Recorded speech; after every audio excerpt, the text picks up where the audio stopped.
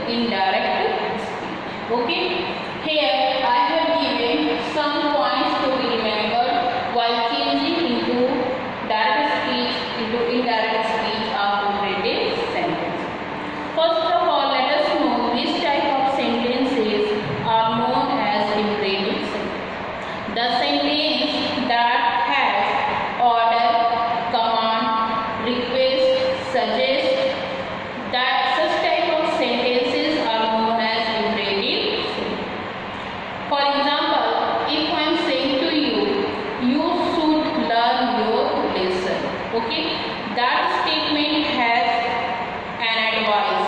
Okay, that you should learn a lesson. So that is your imperative sentence. And in imperative sentence, always you is hidden.